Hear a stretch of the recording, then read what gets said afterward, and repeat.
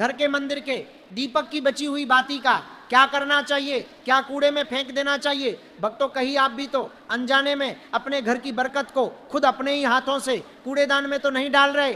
जरा सोचिए, जिस दीपक को आप भगवान के सामने जलाते हैं, जिससे आप अपने घर का अंधेरा दूर करते हैं, पूजा खत्म होने के बाद उसी दीपक की बची हुई बाती, जिसे जलेरी भी कहा जाता है, उसका आप क्या करते हैं? अगर आप उसे उठाकर कचरे के डिब्बे में फेंक देते हैं तो सावधान हो जाइए, क्योंकि शास्त्रों के अनुसार ये एक बहुत बड़ी गलती हो सकती है जो धीरे धीरे आपके घर की सुख शांति और धन को जलाकर राख कर सकती है। आज की इस वीडियो में हम आपको बताएंगे कि आखिर उस पवित्र जली हुई बाती का क्या रहस्य है और उसका सही इस्तेमाल करके कैसे आप अपनी किस्मत बदल सकते हैं।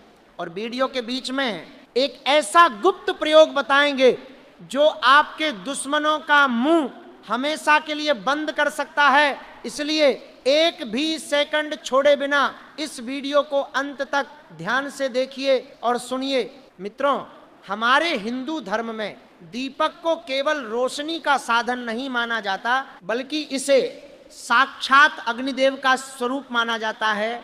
दीपक परब्रह्म का प्रतीक है। जब हम पूजा करते हैं तो हम उस दीपक में तेल या घी डालते हैं, जो हमारे समर्पण और भक्ति का प्रतीक होता है। और उसमें जो रुई की बाती होती है वह हमारी आत्मा का प्रतिनिधित्व करती है। जब वो बाती जलती है तो इसका अर्थ है कि हम अपने अहंकार को जलाकर ईश्वर के प्रकाश में विलीन हो रहे हैं। अब जरा विचार कीजिए, जिस बाती ने घंटों तक भगवान की मूर्ति के सामने जलकर उनकी आरती उतारी हो, जिस बाती ने मंत्रों की शक्ति को अपने अंदर सोखा हो, और जिस बाती में साक्षात अग्निदेव का वास रहा हो, क्या वह पूजा खत्म होते ही कूड़ा बन सकती है? नहीं, बिल्कुल नहीं। वह अब सामान्य रुई नहीं रही, वह अब एक सिद्ध वस्तु बन चुकी है, जिसे हम प्रसाद का रूप भी मान सकते हैं। लेकिन अज्ञानता के कारण हमें पता ही नहीं होता कि इस शक्ति का सम्मान कैसे करना है, और हम उसे घर की गंदगी के साथ बाहर फेंक देते हैं। ये सीधे तौर पर उस सकारात्मक ऊर्जा का अपमान है जो आपने पूजा के दौरान अर्जित की थी। हमारे बुजुर्ग और पुराने संत महात्मा हमेशा ये कहते आए हैं कि पूजा का फल तभी मिलता है जब उसका समापन सही तरीके से हो। मान लीजिए आपने बहुत स्वादिष्ट भोजन बनाया, लेकिन अंत में उसे परोसते समय जमीन पर गिरा दिया, तो क्या उस भोजन का कोई महत्व रह जाएगा? ठीक इसी प्रकार आपने बहुत श्रद्धा से पूजा की, दीपक जलाया, आरती की, लेकिन अंत में उस दीपक की पवित्र राख या बची हुई बाती को गंदी जगह पर फेंक दिया, तो समझ लीजिए कि आपने अपनी ही पूजा के प्रभाव को खंडित कर दिया। अब सवाल ये उठता है कि आखिर उस बाती का करें क्या? क्या उसे जमा करके रखें या उसे कहीं विसर्जित कर दें?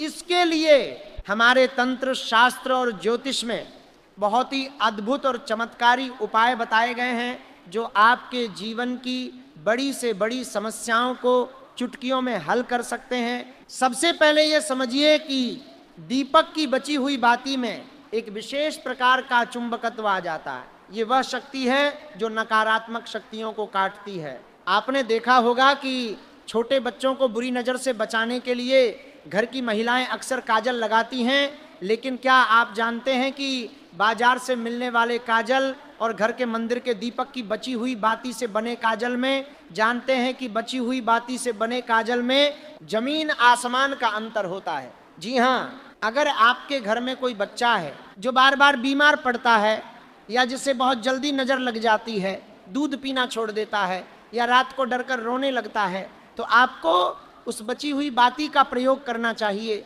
इसका तरीका बहुत ही ध्यान से सुनिए। जो बाती पूरी तरह जल चुकी हो और केवल उसकी काली राख बची हो, या फिर वह बाती जो आधी जली हो और उसमें कालापन आ गया हो, उसे आप बड़े ही सम्मान के साथ दीपक से बाहर निकाल लें। ध्यान रहे कि उसे निकालते समय आपके हाथ शुद्ध होने चाहिए। अब उस जली हुई बाती को आप एक छोटी सी चांदी या तांबे की डिब्बी में इकट्ठा करते रहें। जब थोड़ी ज़्यादा मात्रा में बाती जमा हो जाए तो उसमें थोड़ा सा शुद्ध देसी घी मिला लें। ये मिश्रण अब एक साधारण काजल नहीं रहा, ये एक रक्षा कवच बन चुका है। इस काजल का टीका अगर आप अपने बच्चे के कान के पीछे या पैर के तलवे में लगाते हैं तो दुनिया की कोई भी बुरी नजर, कोई भी नकारात्मक हवा आपके बच्चे को छू भी नहीं सकती। यह काजल उस दीपक की पवित्रता से बना है जो भगवान के सामने जला था, इसलिए इसमें ईश्वर का आशीर्वाद समाया होता है। ये उपाय केवल बच्चों के लिए ही नहीं बल्कि बड़ों के लिए भी उतना ही कारगर है। अगर आपको लगता है कि आपके घर में किसी ने कुछ कर दिया है या आप जब भी घर से बाहर निकलते हैं तो आपके काम बनते बनते बिगड़ जाते हैं, तो घर से निकलने से पहले इसी काजल का एक बहुत छोटा सा टीका जो किसी को दिखाई ना दे अपने कान के पीछे लगा लीजिए। आप देखेंगे कि आपके शत्रु आपके सामने टिक नहीं पाएंगे और आपके रुके हुए काम अपने आप बनने लगेंगे। ये शक्ति है उस जली हुई बाती की जिसे आप कचरा समझकर फेंकने वाले थे। अब बात करते हैं उस रहस्य की जिसके बारे में बहुत कम लोग जानते हैं, और यह उपाय विशेष रूप से उन लोगों के लिए है जो धन की कमी से जूझ रहे हैं या जिनके सिर पर कर्ज का बोझ बढ़ता ही जा रहा है। माता लक्ष्मी के सामने जलाए गए दीपक की बची हुई बाती साक्षात धन को आकर्षित करने वाली चुंबक बन सकती है, लेकिन इसके लिए आपको एक विशेष प्रक्रिया का पालन करना होगा। शुक्रवार के दिन जो कि माता लक्ष्मी का दिन माना जाता है, आप जब शाम को पूजा करें और दीपक जलाएं तो कोशिश करें कि आप कमल गट्टे की माला से या स्फटिक की माला से माता लक्ष्मी के मंत्र का जाप करें।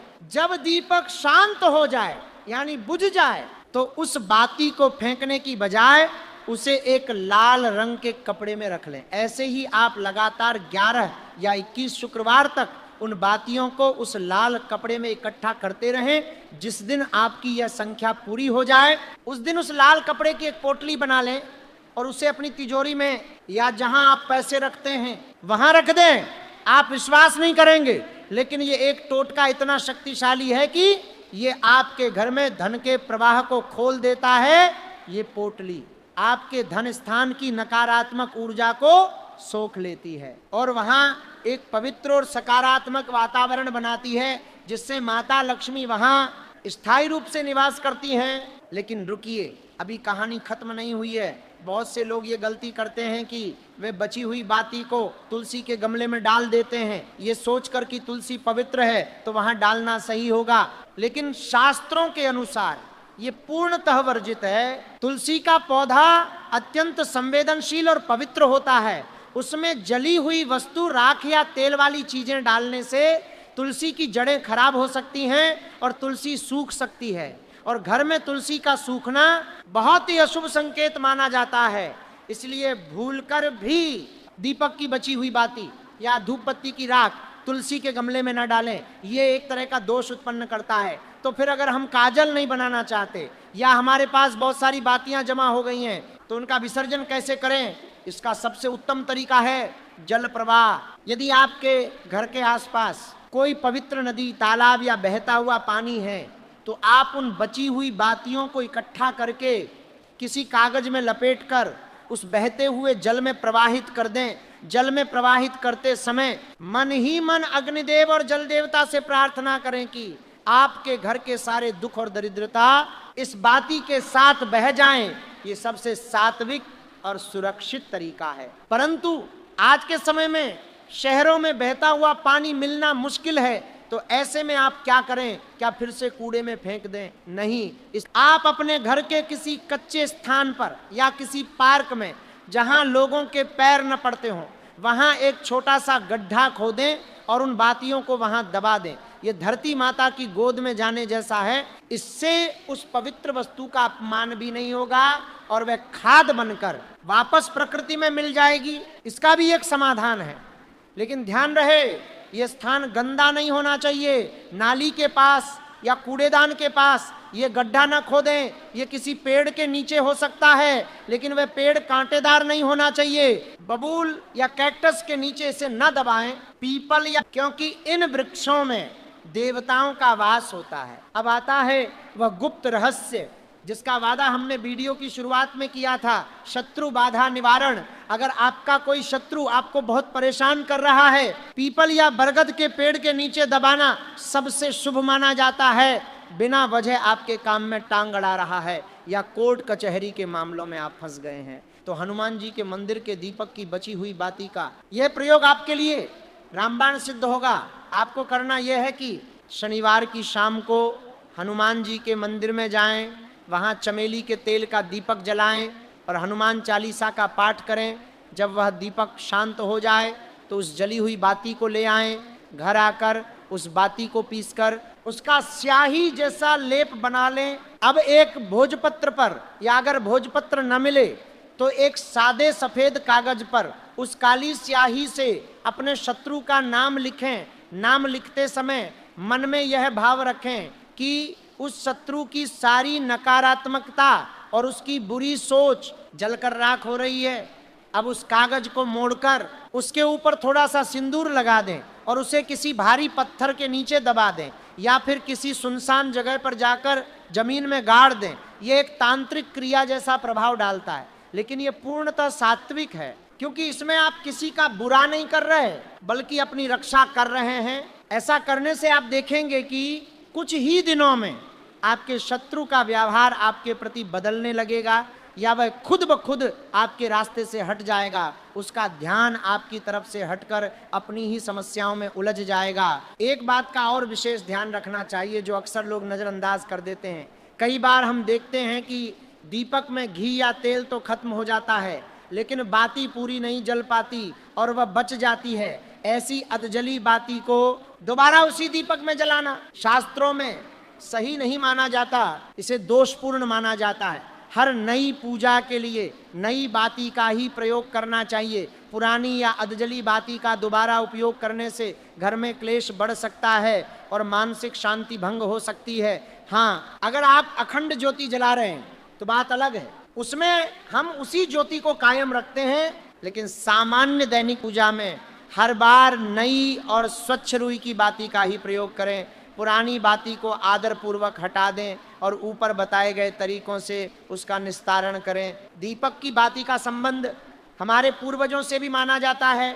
पितृपक्ष के दौरान या अमावस्या के दिन जब हम अपने पितरों के लिए दीपक जलाते हैं तो वह दक्षिण दिशा की ओर मुख करके जलाया जाता है। उस दीपक की बची हुई बाती को तो भूलकर भी घर में नहीं रखना चाहिए, क्योंकि वह पितरों के निमित्त थी, उसका कार्य पूर्ण हो चुका है। ऐसी बाती को तो उसी दिन या अगले दिन सुबह पीपल के पेड़ के नीचे रख देना चाहिए। इससे पितरों की आत्मा को शांति मिलती है और उनका आशीर्वाद परिवार पर बना रहता है। अगर आप उस बाती को घर में ही इधर उधर पड़ा रहने देते हैं तो ये पितृदोष का कारण बन सकता है, जिससे घर में बीमारी और धन की हानि हो सकती है। मित्रों, हमारी संस्कृति में हर छोटी से छोटी चीज का गहरा अर्थ है। यह अंधी आस्था नहीं है, बल्कि यह ऊर्जा का विज्ञान है, जिसे हमारे ऋषियों ने हजारों साल पहले समझ लिया था। दीपक की लौ जब ऊपर की ओर उठती है तो वह हमें यह संदेश देती है कि चाहे परिस्थितियां कैसी भी हों, हमें हमेशा ऊपर उठना है। और वह बाती जो जलकर खुद को मिटा देती है वह हमें त्याग और बलिदान सिखाती है। इसलिए उस त्यागी हुई बाती का सम्मान करना हमारा कर्तव्य है। जब आप इन छोटे छोटे नियमों का पालन करना शुरू करते हैं तो आप देखते हैं कि आपके घर का वातावरण बदलने लगा है। जिस घर में पूजा की सामग्री का अपमान होता है वहां कभी भी बरकत नहीं टिकती, और जहां हर कण का सम्मान होता है वहां देवताओं का वास होता है। एक और अद्भुत प्रयोग है जो आप इस बाती से कर सकते हैं। अगर आपको रात में बुरे सपने आते हैं या आपको लगता है कि आपके घर में किसी अदृश्य शक्ति का साया है, तो आप उस सूखी हुई जली बाती को ले लें और उसमें थोड़ी सी गुग्गुल या लोबान मिला लें। शाम के समय घर के मुख्य द्वार पर या घर के आंगन में उपले की आग पर इसे डालकर इसका धुआं पूरे घर में फैलाएं। ये धुआं इतना पवित्र और शक्तिशाली होता है कि ये घर के कोने कोने से नकारात्मक ऊर्जा को बाहर निकाल फेंकता है। ये एक तरह का शुद्धिकरण है जो घर के वास्तु दोषों को भी शांत करता है। ये प्रयोग आप हफ्ते में एक बार, खास तौर पर मंगलवार या रविवार को कर सकते हैं। तो दोस्तों, आज आपने जाना कि कैसे आपके घर के मंदिर के दीपक की एक छोटी सी बची हुई बाती, जिसे आप शायद अब तक बेकार समझ रहे थे, वह कितनी कीमती और शक्तिशाली है। ये केवल कचरा नहीं है, ये ऊर्जा का पुंज है, ये आशीर्वाद का शेष भाग है। अगली बार जब आप पूजा करें और दीपक बुझ जाए तो उस बाती को उठाने से पहले एक बार नमन करें और फिर उसका सही उपयोग या विसर्जन करें। आप देखेंगे कि आपके जीवन में कैसे सकारात्मक बदलाव आने शुरू हो जाते हैं। धर्म का पालन केवल मलाई खाने में नहीं बल्कि सही आचरण में है। और सही आचरण यही है कि हम देव शक्तियों के संपर्क में आई हर वस्तु की गरिमा को बनाए रखें। हमें पूरी उम्मीद है कि ये जानकारी आपकी आंखें खोलने वाली साबित होगी। इन नियमों को अपने जीवन में अपनाएं और फिर देखें चमत्कार। याद रखिए, ईश्वर भाव के भूखे हैं और आपका ये छोटा सा सम्मान का भाव उन्हें प्रसन्न कर सकता है। कभी कभी बड़ी बड़ी पूजा पाठ से वह फल नहीं मिलता जो एक छोटी सी सावधानी और सम्मान से मिल जाता है। अपने घर के मंदिर को केवल सजावट का स्थान न माने, उसे ऊर्जा का केंद्र माने और उस केंद्र से निकली हर चीज को प्रसाद समझें। अगर आपको यह जानकारी महत्वपूर्ण लगी हो और आप चाहते हैं कि आपके मित्र और संबंधी भी इस पाप से बचें और पुण्य के भागी बने, तो इस गूढ़ रहस्य को अपने तक सीमित न रखें। ज्ञान बांटने से बढ़ता है, इसलिए इस चर्चा को आगे बढ़ाएं। हो सकता है आपके एक प्रयास से किसी के घर का वास्तु दोष खत्म हो जाए या किसी की रुकी हुई तरक्की शुरू हो जाए और उसका पुण्य आपको भी प्राप्त होगा, क्योंकि सही राह दिखाना भी एक बहुत बड़ा धर्म है। ईश्वर आप सभी का कल्याण करें।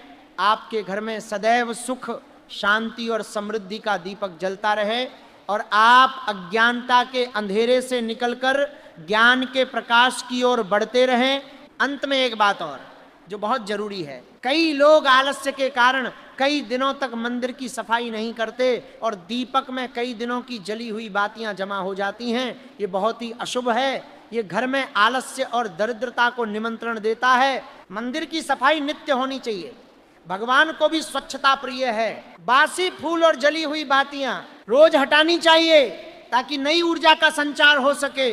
जैसे हम रोज नहाते हैं, नए कपड़े पहनते हैं, वैसे ही मंदिर को भी रोज नयापन चाहिए। जमा हुआ कचरा, चाहे वह पूजा का ही क्यों ना हो, ऊर्जा को रोक देता है, प्रवाह को बाधित कर देता है। इसलिए नित्य कर्म करें, नित्य सफाई करें और नित्य उस पवित्र बाती का सही निस्तारण करें।